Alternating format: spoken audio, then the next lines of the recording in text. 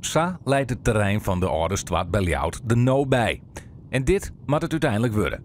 De eerste omzet van de plan dateert het al van 10 juli.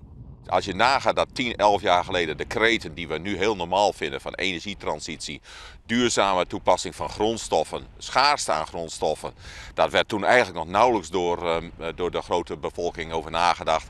Wij hadden dat al wel in de kop en al deze componenten die komen ook terug in dit plan. Het project kost het in de eerste fase van zo'n 3 jaar ongeveer 60 miljoen euro.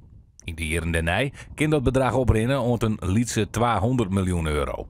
Bij de bouw leidt de klam op circulair bouwen.